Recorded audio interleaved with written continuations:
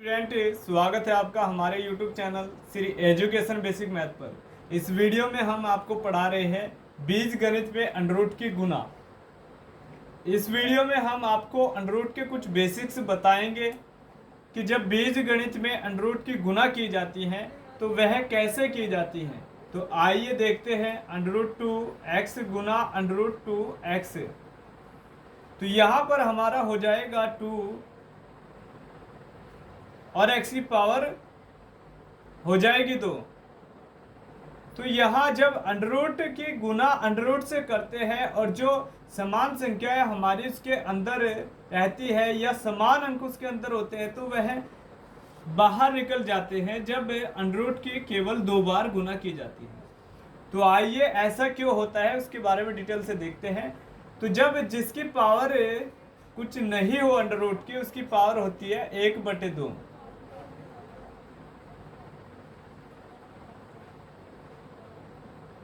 तो यहाँ भी 1/2, यानी कि अगर अंडररूट की पावर यहाँ कुछ नहीं है तो उसकी पावर 2 है। तो जिस अंडररूट की पावर हमारे दी नहीं होती तो उसकी पावर होती है 2, और अंडररूट का मतलब होता है उसकी आधी पावर होना, इसीलिए यहाँ पर लगाया है 1/2। तो आइए इसे सोल्व करते हैं। जब हमारे आधार समान होते हैं तो हमारी घातें जोड़ ली जाती है, यानी कि 1/2 और प्लस 1/2। तो जब हमारे भिन्न के रूप में कोई भी संख्या, अंक या घात भी दी गई हो तो उनके जो हर होते हैं वह समान होते हैं, तब उनके अंशों को जोड़ा जाता है। तो यहाँ 1 और 1 हमारा हो जाएगा 2। तो यहाँ 2/2 तो कैंसिल करेंगे, हमारा आएगा 1, यानी कि अंत में हमें क्या मिला, 2 की पावर 1। तो इसलिए हमारा आया है 2।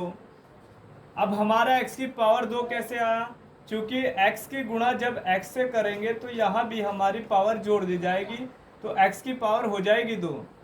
क्योंकि जब हमारे आधार समान होते हैं तो घातें जोड़ ली जाती हैं, और जब हमारे घातें समान होती हैं तो हमारे आधारों की गुना की जाती है। तो आइए, जब हमारी घातें समान होती हैं तो आधारों की गुना कैसे करते हैं। आइए देखते हैं। जब हमारे आधार अलग अलग हो और घातें समान हो तो उसे कैसे सोल्व करते हैं। जैसे कि 3 √3x गुना √5y। तो यहाँ पर हमारे बीजीय अंक भी अलग अलग हैं और हमारे जो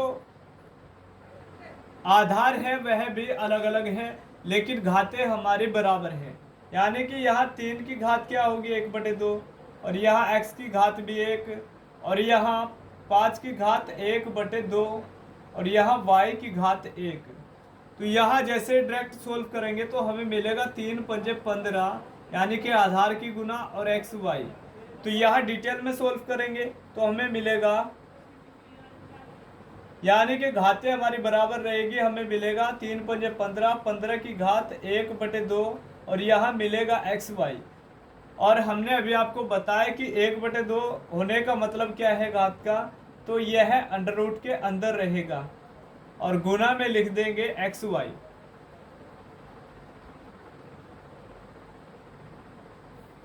आइए कुछ और उदाहरण लेते हैं और आपको समझाते हैं।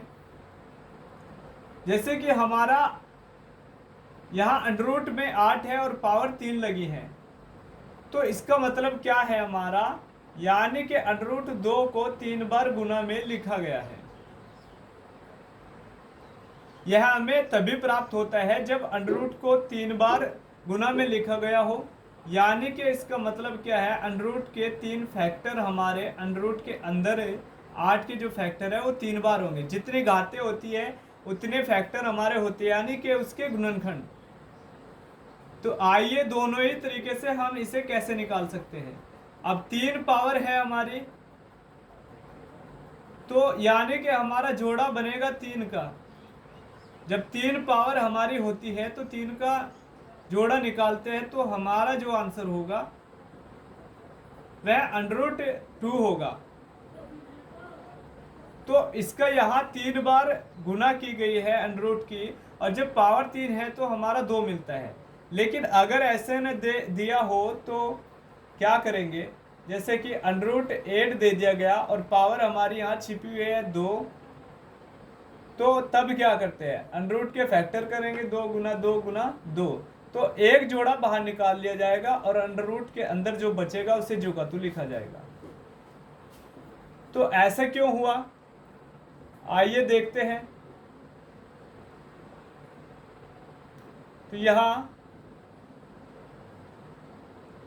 यानी कि 2 की पावर 1/2 गुना और 2 की पावर 1/2 गुना 2 की पावर 1/2, तो यहाँ 3 बार अगर √ को लिखे, यानी कि 8 का जो मतलब है √8 का, उसका यह मतलब है कि उसे 3 बार गुना में लिखा गया है।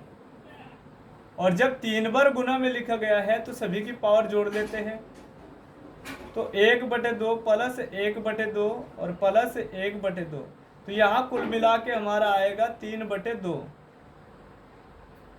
तो इसी का दूसरा रूप होता है हमारा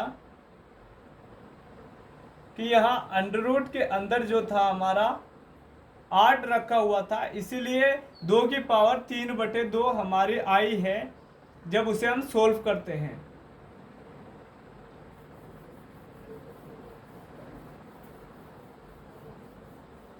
आइए कुछ और उदाहरण देखते हैं, जैसे कि √2 गुना, सॉरी यहाँ बीजीय अंक लेते हैं, तो √2x गुना √2y गुना √2z।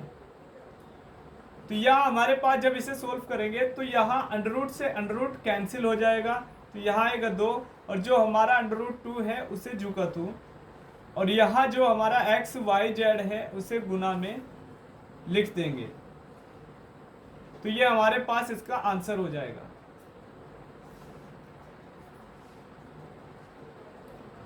आइए कुछ और उदाहरण देखते हैं, जैसे कि √3x गुना 2 √3y,